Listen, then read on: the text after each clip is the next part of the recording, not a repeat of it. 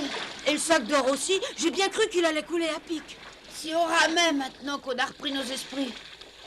D'accord. Huck et moi, on a trouvé un énorme tas de pièces d'or dans la grotte des soupirs. Autrefois, ce trésor était enterré dans la maison hantée. C'était Joe l'Indien qui l'avait trouvé, caché dans la grotte il n'y a pas très longtemps. C'est donc tout à fait normal qu'il revienne à ceux qui ont mis la main dessus les derniers, c'est-à-dire Huck et moi.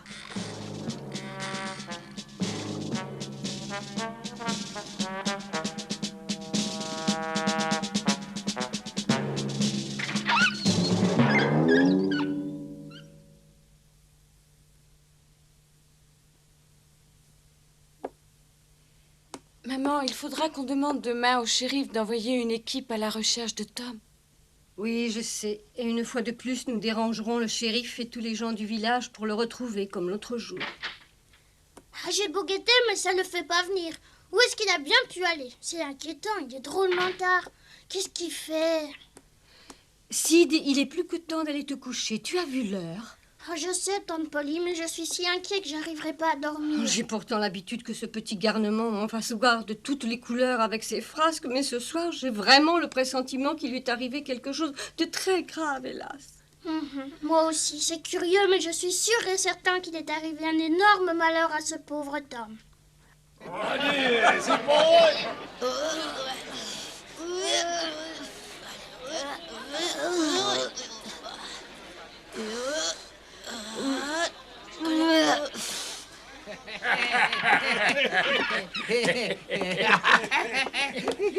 C'est pas le moment de s'éterniser ici. Ouais, t'as raison.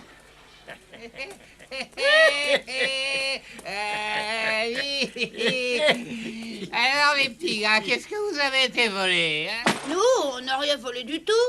Ah, mais je te reconnais, toi, tu es Huck, le vagabond sans maison. Alors, il y a quoi dans votre sac? De la ferraille. On a ramassé de la ferraille et on a l'intention d'aller la vendre demain à l'usine. Ah, voilà des petits gars futés. Ils finiront tous les deux banquiers, moi je te le dis. Mais à cette heure-là, les enfants devraient être au lit.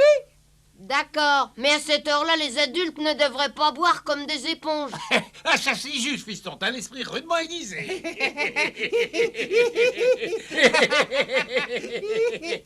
Allez, en route, on rentre. Hop là. On ferait mieux de nous dépêcher d'emporter notre trésor chez ta tante. Tu as raison, il n'y a pas de meilleure cachette. Et puis, avec ces ivrognes, on ne sait jamais. Prêt? En route!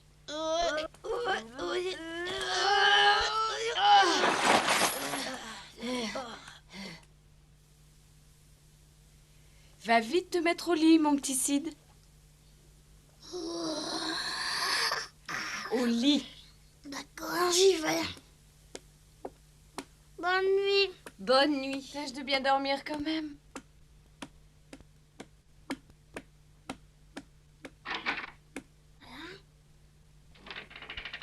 Oh, te voilà enfin!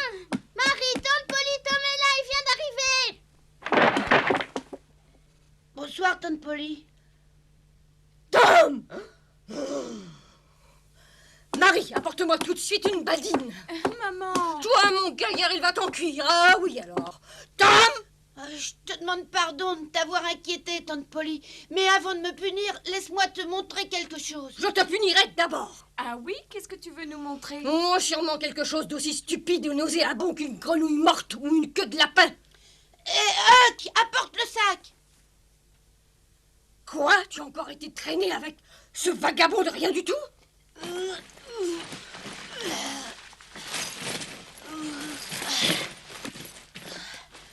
Bonsoir, madame. Alors, tu nous montres ce qu'il y a dans ton sac. Qu'est-ce qu'on fait? On renverse tout sur la table? De toute façon, il faudra bien les compter un jour ou l'autre. Ouais, tu as raison. Tiens, aide-moi à le soulever. Ouais.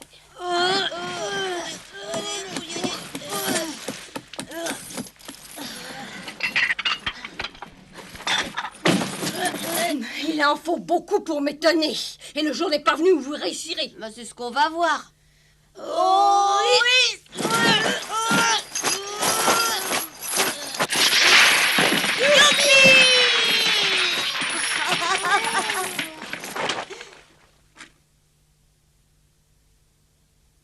des pièces d'or. Tom, dis-moi que je rêve ou est-ce que tu as trouvé tout ça? Je n'en reviens pas, hein. Eh bien, tout ça, c'est à Huck et moi. Quoi?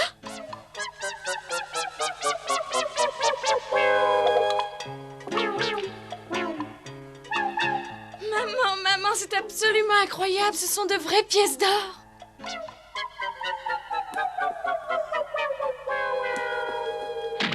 Tante Polly! Maman! Tante Polly! Maman, reprends tes esprits, voyons, maman. Elle a été tellement surprise devant tout ce tas d'or qu'elle s'est évanouie. Marie, c'est pas grave au moins dit. Non, c'est l'émotion qu'on vient de le dire, Sid. Elle n'a jamais vu autant d'argent de sa vie. Elle a reçu un grand choc.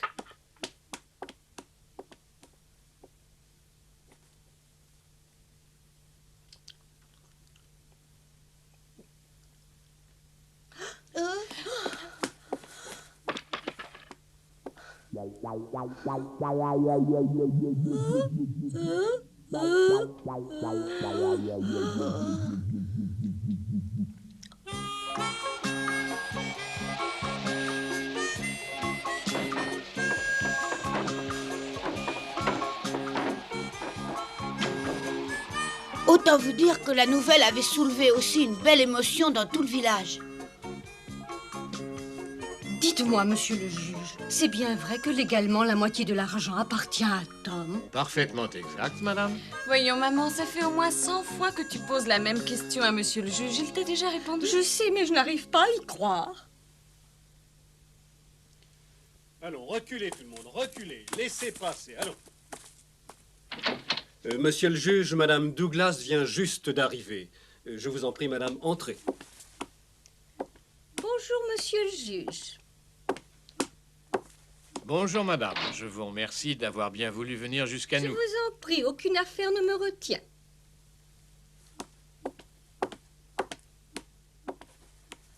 Monsieur le juge, il paraît que vous avez un service à me demander. De quoi s'agit-il? Eh bien voilà, après en avoir discuté avec plusieurs personnes qui vous connaissent, Tom, on se découvre devant une dame. J'en ai conclu que vous étiez la personne la plus qualifiée.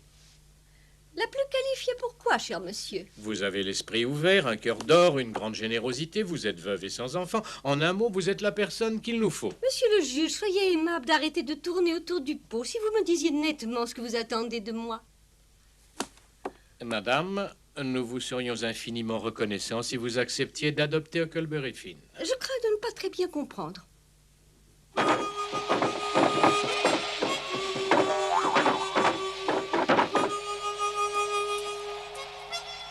C'est pas du tout sûr qu'il acceptera. Je compte sur toi pour le persuader. Ce n'est pas prudent que de jeunes enfants soient en possession d'une aussi grosse somme d'argent. Tu comprends? Il faut que quelqu'un de confiance puisse veiller sur ses intérêts.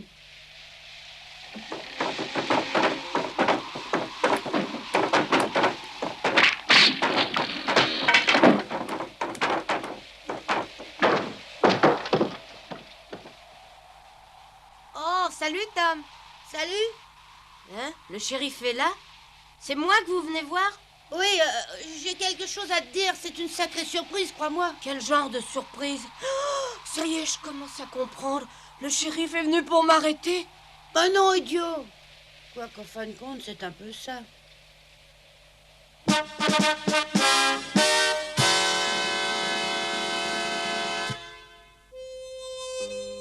Et c'est ainsi que la destinée de Huck prit un nouveau tour.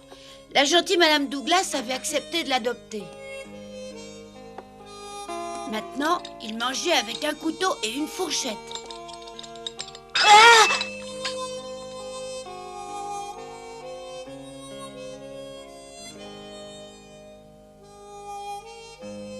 Huck s'habillait proprement et il n'avait plus l'air d'avoir un toit de chaume sur la tête. Mais le plus extraordinaire, c'est qu'il étudiait avec application. Bref, il faisait vraiment de son mieux.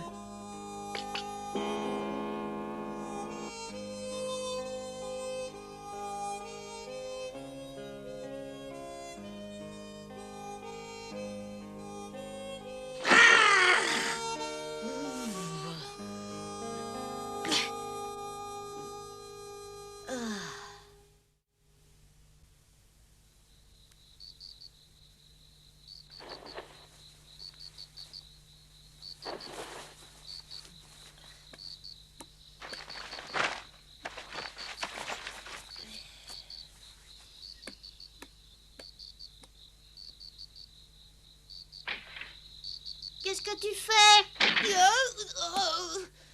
Où est-ce que tu t'en vas comme ça, hein? Il faut que j'aille voir Huck.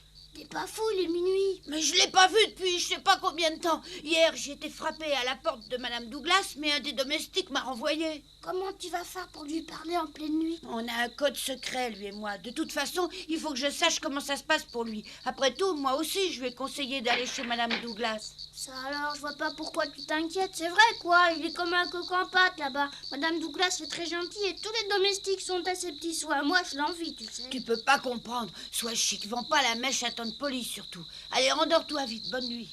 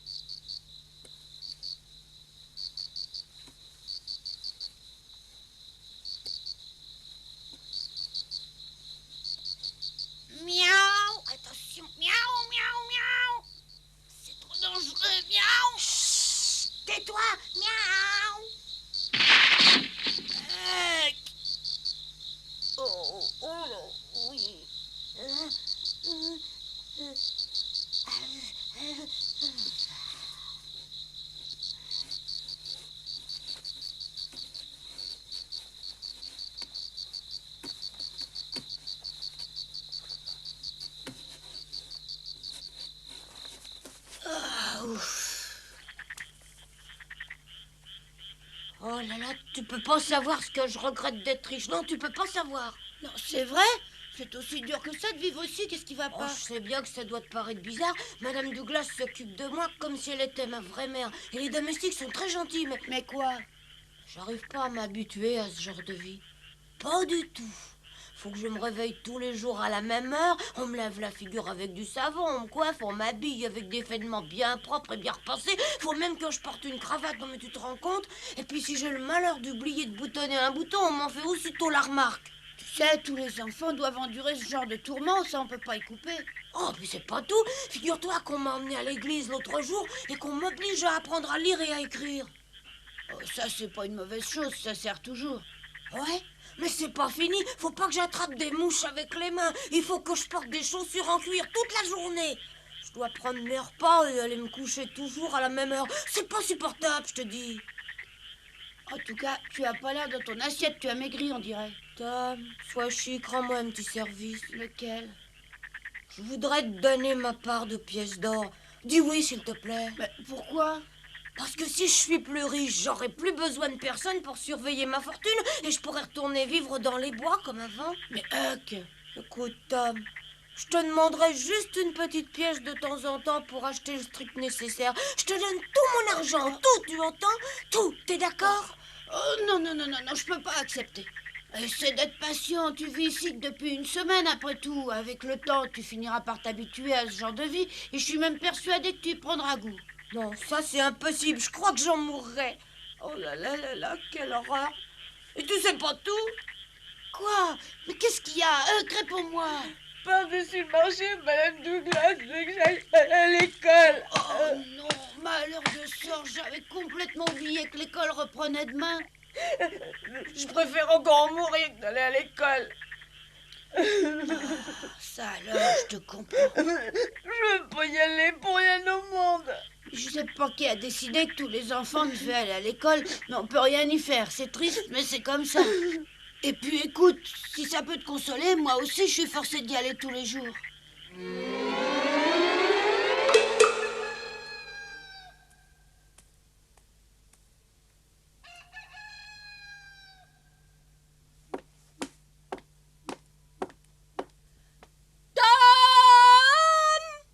Dépêche-toi de te lever ou tu vas arriver en retard à l'école. Ça va être comme ça tous les matins jusqu'aux prochaines vacances. Tom, dépêche-toi. Tu sais pourtant que c'est la rentrée des classes aujourd'hui. Tom! Je me lève.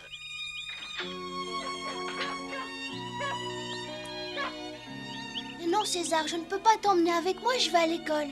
À ce soir. Au revoir, papa. Et travaille bien, hein? Au revoir.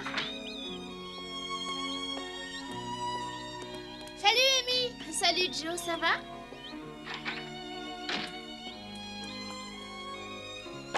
Elle a... Tom, il est grand temps de te réveiller, mon garçon. Marie, 1 minute. Qu'est-ce qu'il y a, maman? Est-ce que tu sais si Monsieur O'Connor va venir directement chez nous? Je ne sais pas, peut-être. À tout à l'heure. Ne t'attarde pas en chemin. Tante Polly, tu as bien dit Monsieur O'Connor? Oui, c'est exact. C'est bien ce monsieur qui est arrivé un jour en ballon et qui se prénomme Arthur. En effet, oui. Il va venir chez nous? Oui, Marie a reçu une lettre de lui l'autre jour. Ça, par exemple, pourquoi tu ne l'avais pas dit? Monsieur O'Connor vient rendre visite à ta cousine, pas à toi que je sache. Bah, et alors, Tante Polly, ça n'empêche pas que tu aurais dû me le dire. Dépêche-toi au lieu de bavarder, tu vas arriver en retard à l'école. Misère de misère. Quelle barbe. Encore un an avec Monsieur Dobbins. Oh.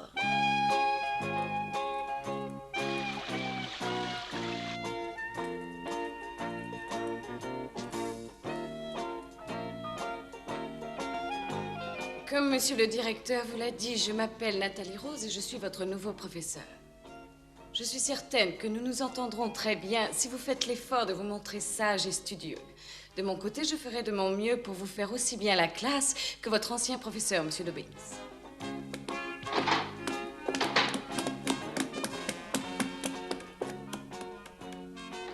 Excusez-moi d'être en retard, Monsieur Dobbins, ça ne se reproduira plus. Oh, je crois que je me suis trompée de salle. Pardon, mademoiselle.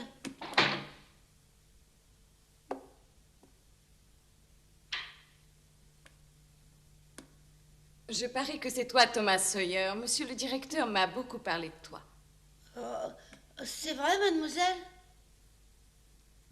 Je m'appelle Nathalie Rose et c'est moi qui suis chargée de remplacer monsieur Dobbins, ton professeur de l'année dernière. Maintenant, va vite t'asseoir.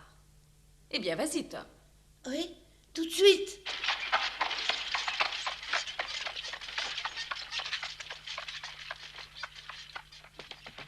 Voilà un Colberry fine, les gars. Ouais, regardez, voilà le Regardez comment il est habillé. C'est cassé la figure.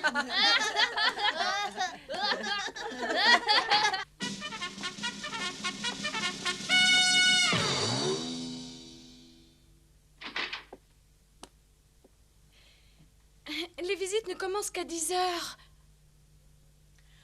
Ah, Arthur! Marie.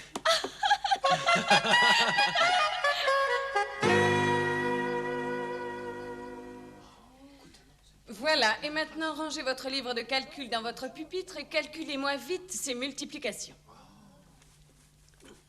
Mademoiselle Rose, Oui? vous allez nous donner une interrogation écrite dès le premier jour de la rentrée des classes?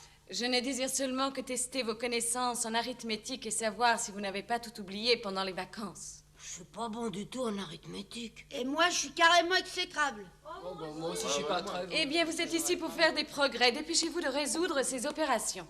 Tom, c'est toujours aussi barbant l'école. Ouais, et tu sais, c'est encore que le premier jour, tu verras la suite. Mademoiselle, je veux pas faire mon calcul. Je ne t'ai pas demandé ton avis, Tom. Fais les multiplications. Je veux pas. Moi non plus, je veux pas. D'ailleurs, je rentre tout de suite à la maison. Thomas Sawyer et Huckleberry Finn, venez tout de suite sur l'estrade, vous entendez? Qu'est-ce qu'elle nous veut? Peut-être bien nous fouetter. Allez-vous vous dépêcher? Ça vaut encore mieux que les multiplications. Allez, viens.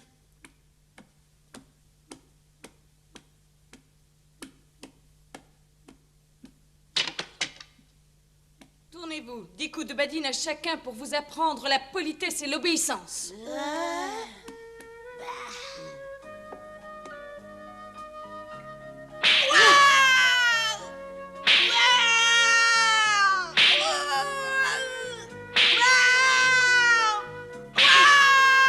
Ça m'ennuie de terminer cette histoire d'une façon aussi lamentable, mais j'y peux rien et c'est comme ça. Par contre, si vous avez l'occasion, tâchez de lire les aventures de Huck. Je vous promets que vous allez vous régaler.